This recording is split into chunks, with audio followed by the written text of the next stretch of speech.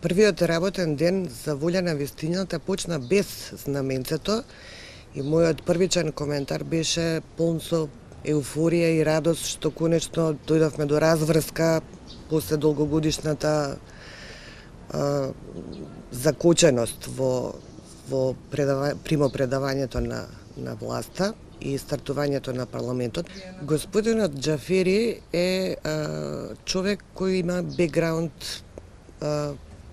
војнички, да речам, од аспект на почитување на процедури, тој мора да знае кои символи или не символи се присутни на бирото на еден председател на собранието.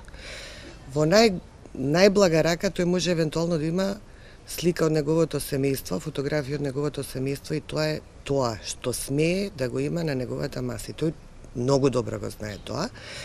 Истакнувањето на символи е на некој начин правдање пред членството на ДУИ, кое и гласачите на ДУИ, кои многу строго ги казнија на изборите,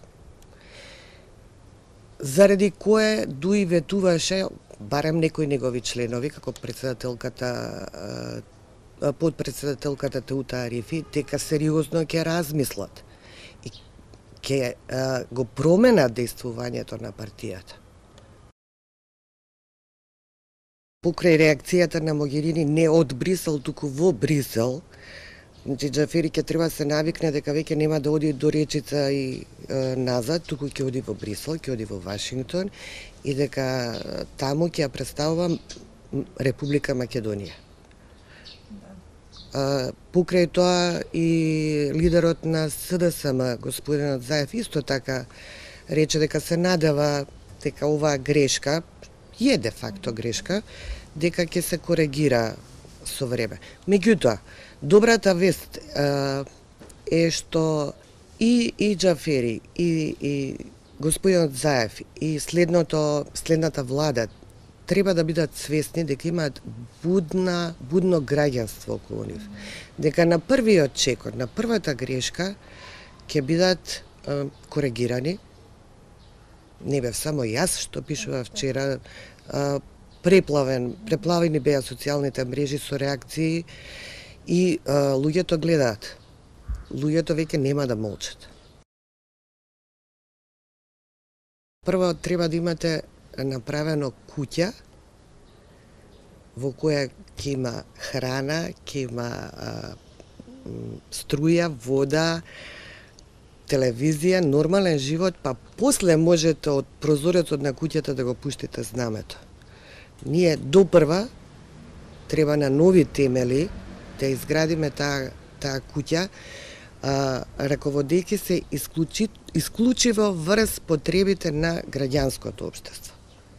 И тука на вистина нема простор веќе за поделби, по било која основа. Мислам дека кулминацијата на кризата беше на 27 април. За среќа во несреќа не кулминираше така како што некои посакуваа или нарачуваа. И веќе гледаме дека има ретарирање во ставовите на веќе опозицијата и верувам дека ќе се изврши мирно предавање на власта, што не значи дека понатаму во работата и на собранието и на извршувањето на власта ќе нема обструкции. Меѓутоа, се додека остане во рамките на парламентарноста и демократското работење, ќе можеме да се справиме со тоа.